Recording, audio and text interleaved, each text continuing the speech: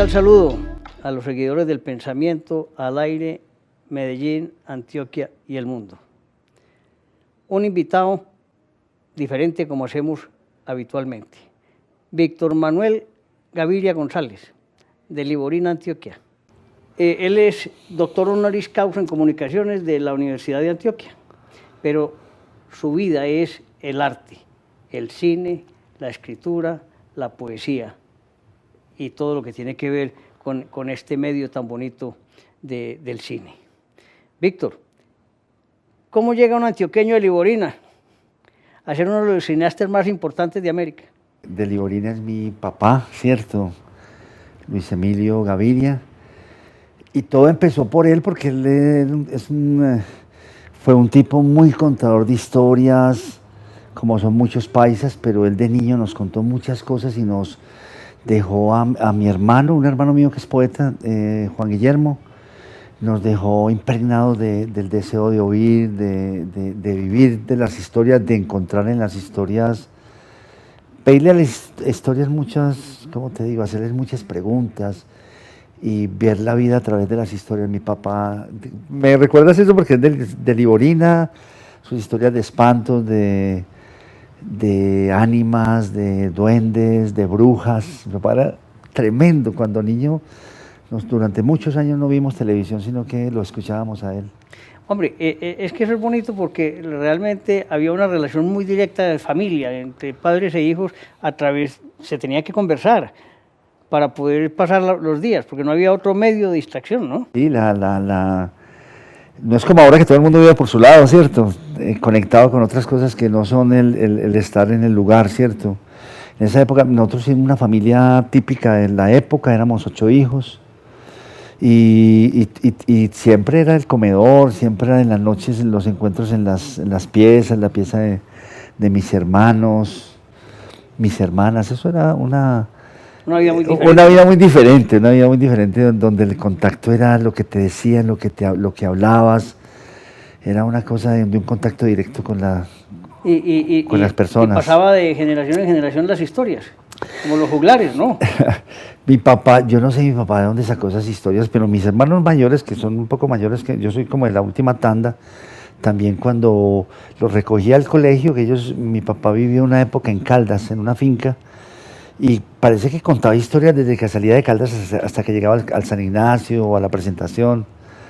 Mi papá, no sé, cuando acabó la infancia ya mis padres se separaron y eso quedó por allá como en esa nebulosa de la infancia, pero a veces me encuentro con gente que dice que mi papá les contaba historias cuando era médico, digámoslo, en Venecia, médico general.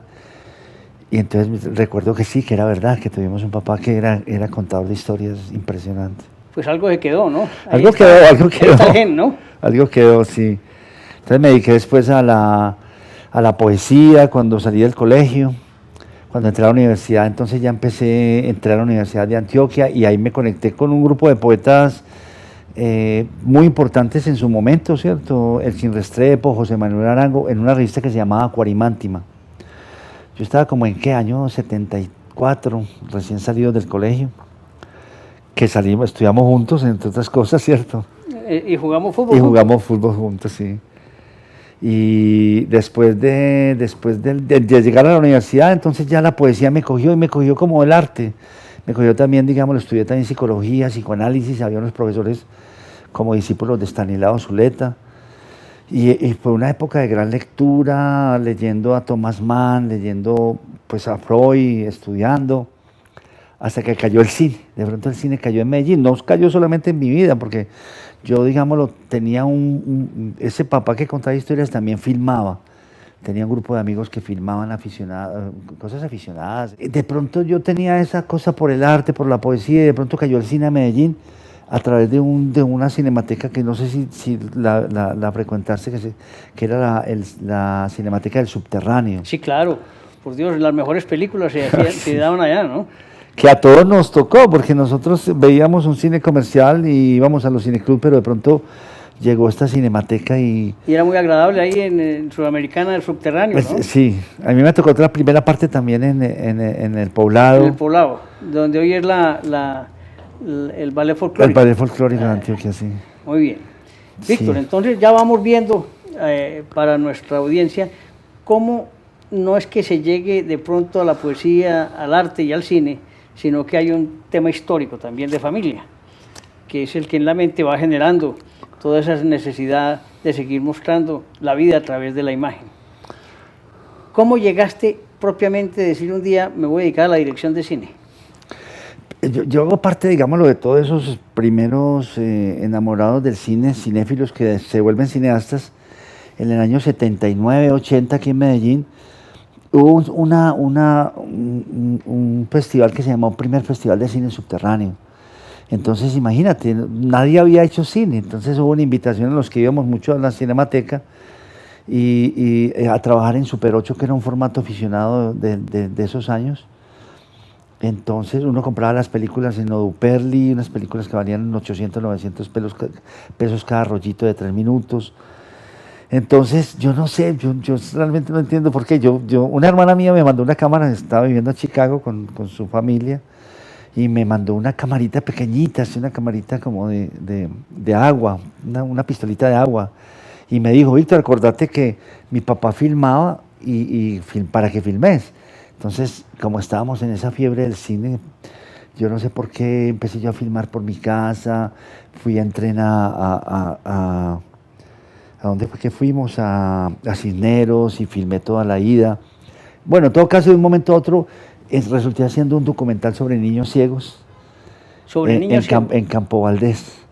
Me fui para allá un poco tomando de modelo a un cineasta alemán que estaba de moda en ese momento, que se llamaba Werner Herzog, Sí. que había hecho una película sobre que se llama La Tierra del Silencio y la Oscuridad.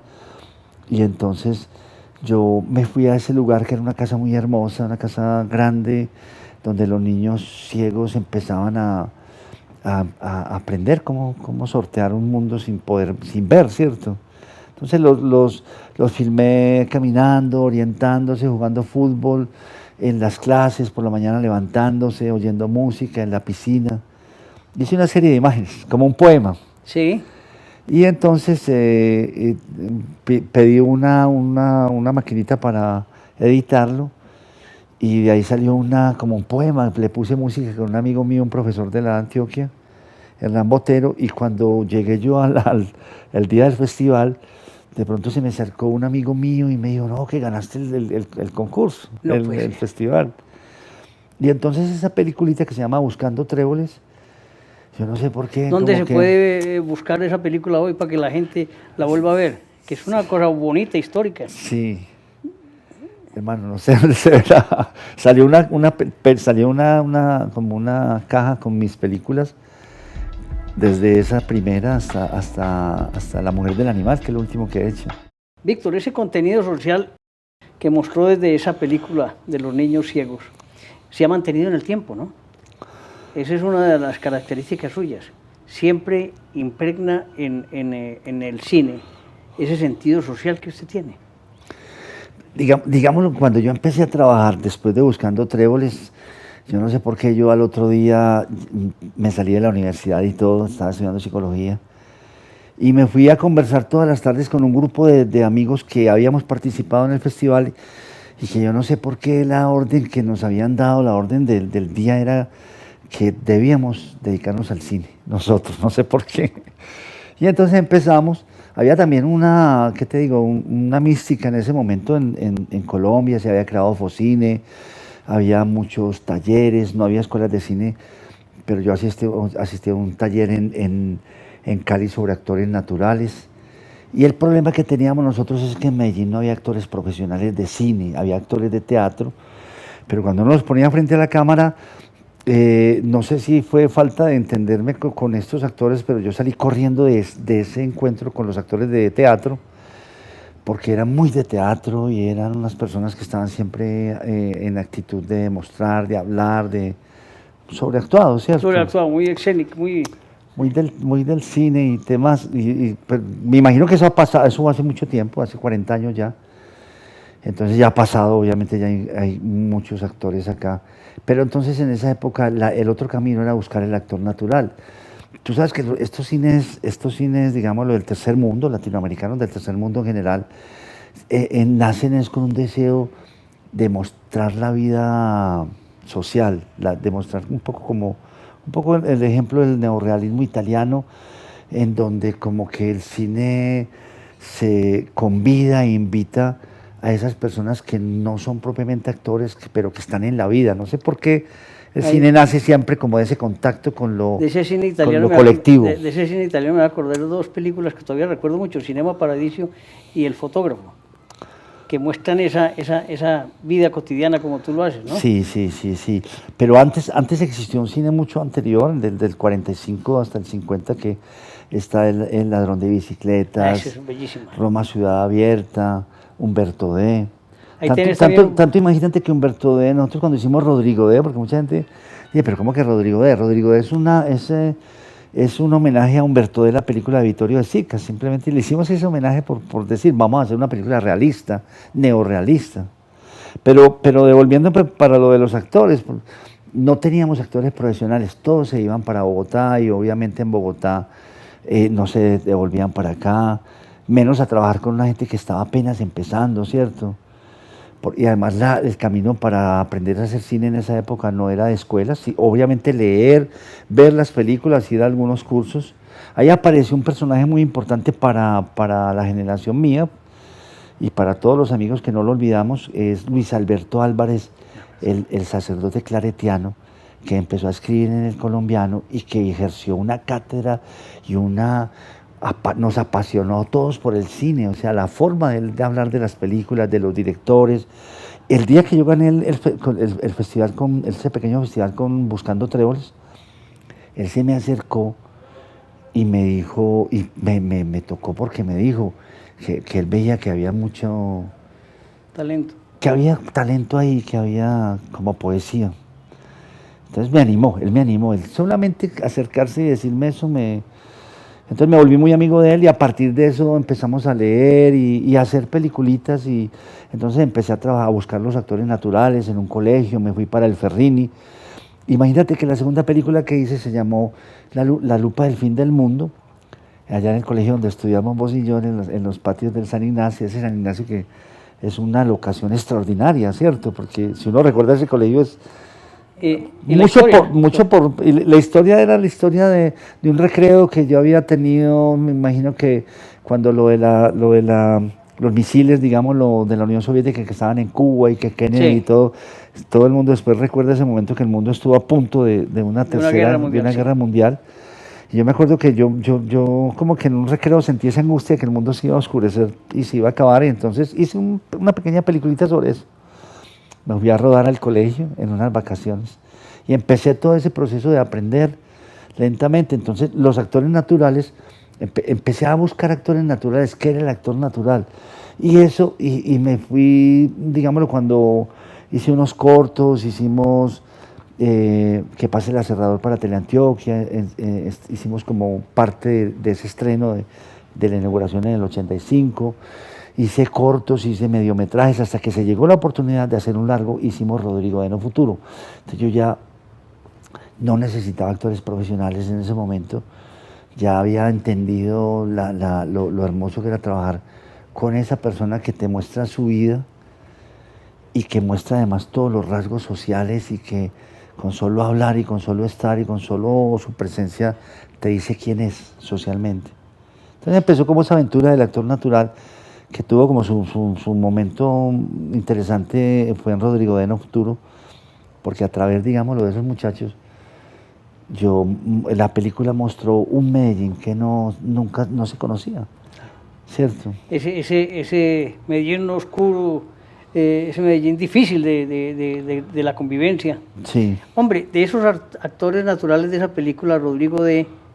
Muchos fallecieron posteriormente, ¿no?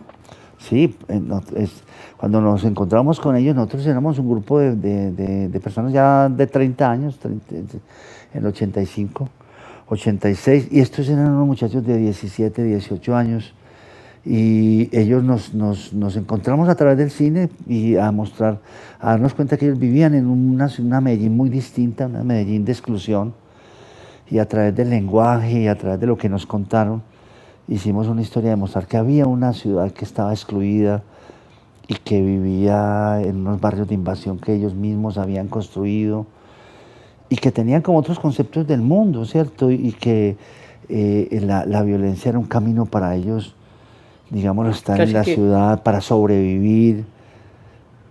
esa fue una película impactante. Sí, Recuerda las escenas, es una cosa brutal, ¿no? De ahí surgió un gran actor, ¿no? sí, y un gran artista que, o sea, yo conocí a todos estos muchachos, muchos de ellos eran muy artistas, pero encontré uno que fue el protagonista, que fue Ramiro Ramiro Meneses, Meneses. punquero, un tipo fascinante por su historia, pues por su historia en esos años en la ciudad, punquero, muy original, pintor, pues dibujante, él mismo hacía las letras de sus temas y que al cabo de los años, un gran actor, al cabo de los años ha resultado haciendo unos papeles muy importantes. Muy importante. Y ha sido director también, ¿no? Y ahora está de director y ahora pues es un tipo que tiene una experiencia increíble. Vale la pena también recordarle a la audiencia que volver a ver esas películas hoy es una enseñanza inmensa. No podemos nunca olvidar lo que ha sucedido para aprender un poquito. Víctor, estas historias son increíbles, una maravilla. Y además contadas por usted mismo las hace todavía mucho más vivencial. Vamos a hacer un salto grande, ¿no? Rodrigo de No Futuro, un gran impacto, pero después vino La Vendedora de Rosas. Cuente cómo llegó allá. Pues La Vendedora es como el segundo capítulo de ese encuentro con la ciudad, ¿cierto?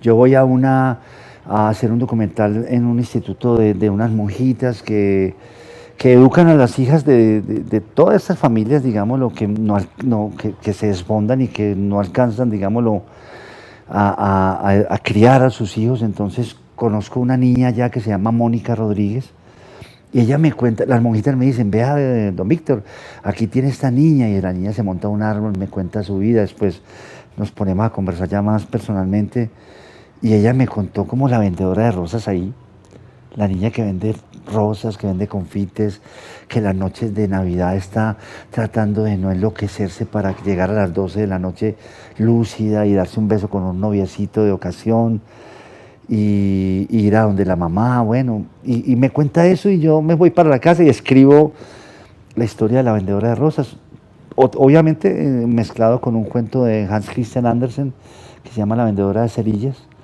que es un cuento que no sé por qué han hecho muchas versiones para cine de ese cuento, la vendedora de fósforos. Sí.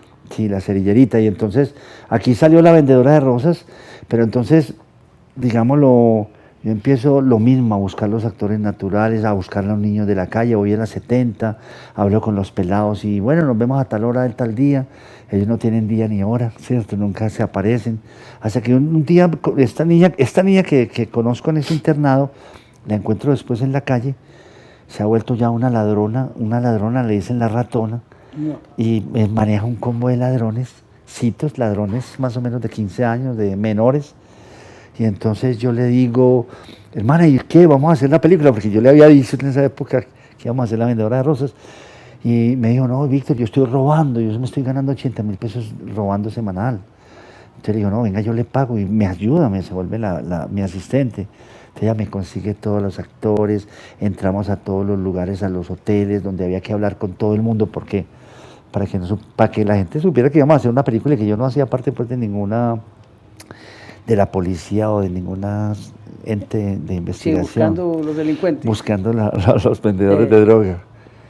Entonces conozco todos estos niños, voy a internados, y encuentro. Lo que a mí me había llamado la atención de los actores, de los niños de la calle, eran que eran actores naturales extraordinarios. Eso fue lo que a mí, entre otras cosas, me llamó la atención.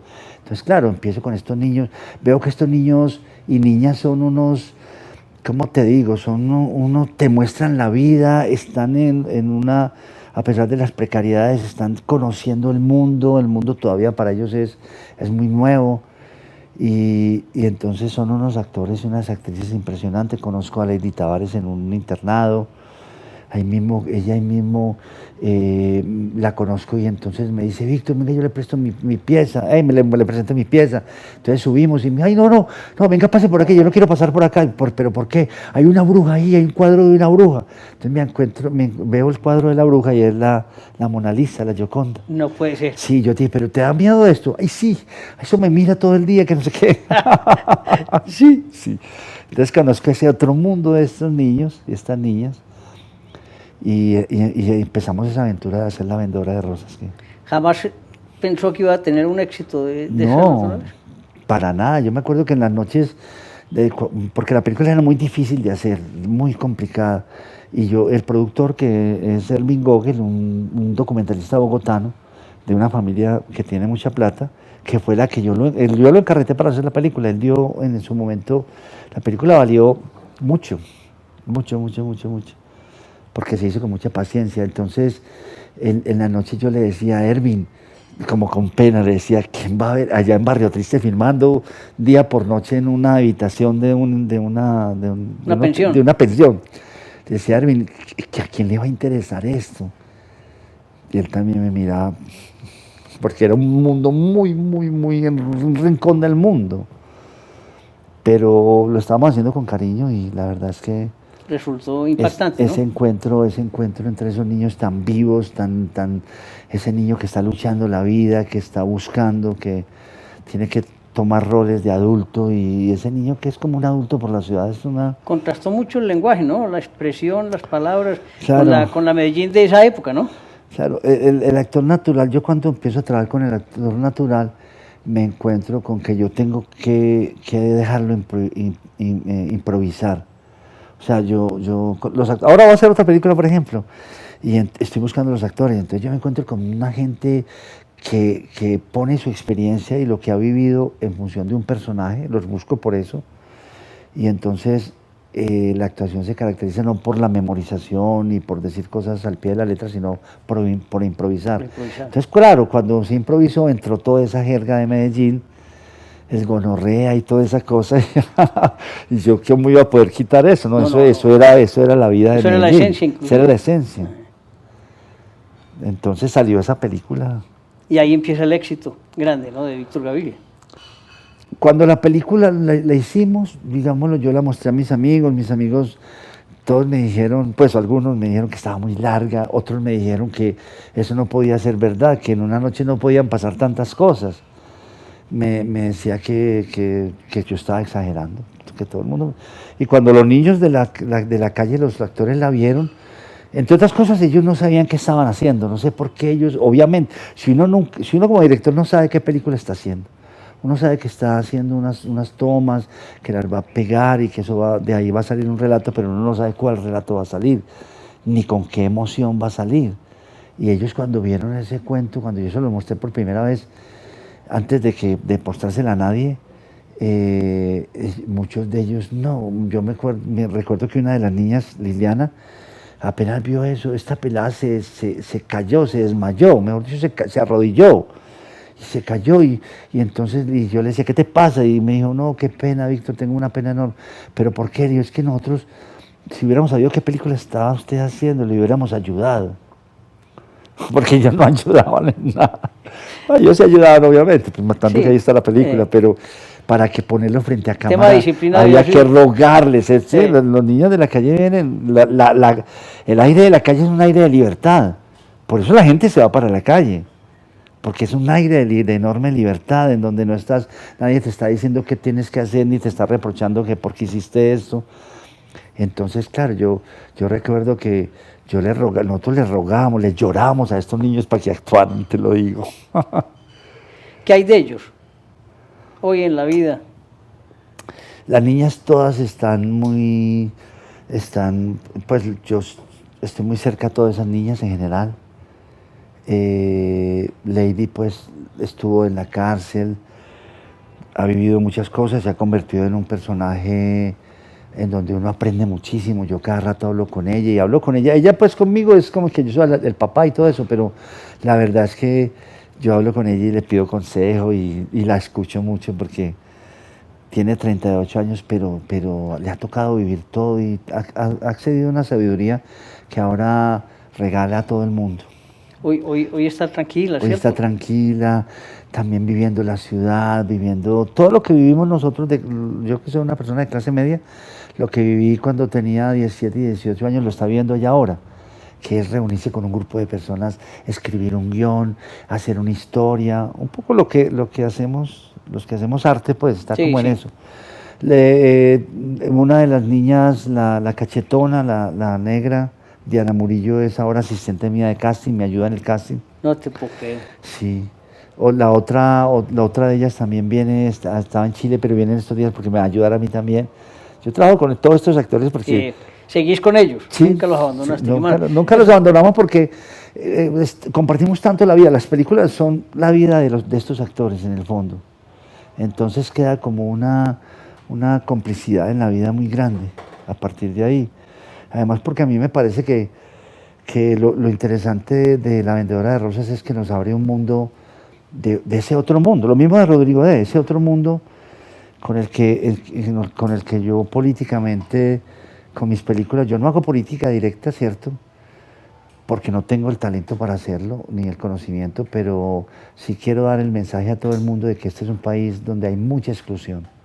Es un país, digamos, lo que vive con un pie en un país formal y el otro en un país informal, de exclusión, de mucha soledad, en donde la gente tiene que inventarse la vida, donde hay mucha vida y hay muchas cosas hermosas, pero que al llegar el momento donde vamos a hacer todos el compromiso de que vamos a hacer un país sin exclusión. Yo pienso que esa es la esencia de sus mensajes, ¿no? En las películas. Esos dos mundos que se encuentran en una misma ciudad, en un mismo barrio, en un mismo sector, y que hay que buscar es que haya más inclusión para que la gente viva mejor, para que todos vivamos mejor. Para que todos vivamos mejor y empezar a entender que vivir mejor, digámoslo, no es vivir como un rico, ni es pues porque ya este esquema de la riqueza y de vivir como reyes y como dioses y tener todo, hace que el planeta ahora esté a punto de colapsar, ¿cierto? O sea, esta forma de vivir no es la forma de vivir que hace que el planeta perviva, al contrario, el planeta está está amenazado de muerte por esta arrogancia de vivir nosotros como reyes y como dioses. Entonces hay que aprenderle a todas estas personas, a otras personas que vienen en una gran humildad, pero con una gran también alegría de la vida. O sea que la riqueza de la vida realmente es la dignidad, la libertad.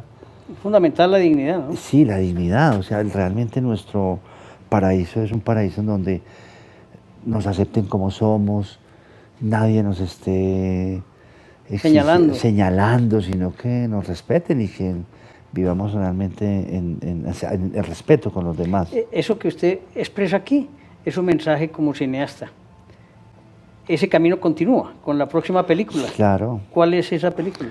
Esa película se llama Sosiego y es la historia de una familia llena de problemas, de la familia de comuna, familia pues de estrato de exclusión. Lo vamos a rodar en Olaya y en el barrio Olaya y en Branquizal. Y qué te digo, son actores de barrio, son actores, entonces vamos a mostrar cómo una mamá lucha. Yo quiero mostrar cómo una mamá de estos barrios populares. Cabezas de familia, ¿no? Sí, cabezas de familia, cómo se enfrenta a vivir, a tener 3 hijos. Mira, nosotros que somos padres, a tener 3 hijos que cada uno de ellos ha roto el pacto social. Uno porque está trabajando, está en una vuelta de violencia con paracos o con lo que sea. Otra porque está trabajando en los pueblos en la prostitución y la otra porque cae a la calle a buscar los placeres que la calle le da. Entonces, ¿cómo enfrenta una madre ese derrumbe de sus proyectos, de su vida? ¿Cómo convive? ¿Cómo sigue para adelante? ¿Cómo no se enloquece o cómo se enloquece, digamos? Víctor, el tiempo aquí es una maldición, ahí sí. Quiero que le dé un mensaje a todos aquellos que quieren hacer cine y uno para la gente que entienda este mundo que le ha tocado a usted vivir. Hay mucha gente que quiere hacer cine, los jóvenes han visto, porque el cine de verdad que reúne una cantidad de gente, investigadores. El cine no lo hace un solo individuo, son grupos de trabajo. Yo amo por eso las películas Por eso hacemos festivales, porque hay un director de arte, un músico, un historiador, un escritor, un poeta, un actor, un productor, toda esta gente para sacar un producto. Y yo creo que el cine colombiano, del cual yo en ese año 79, donde hice mi primer corto, empecé como a militar en el cine colombiano. El cine colombiano, no sé, es una cantidad de jóvenes que están contando la historia de este país. Porque es muy importante saber, digamos, lo que nos ha ocurrido, vernos en el espejo del cine y sobre todo aprendernos a querer, a respetar, aprendernos a querer como somos. Víctor, muchas gracias por acompañarnos en el Pensamiento al Aire.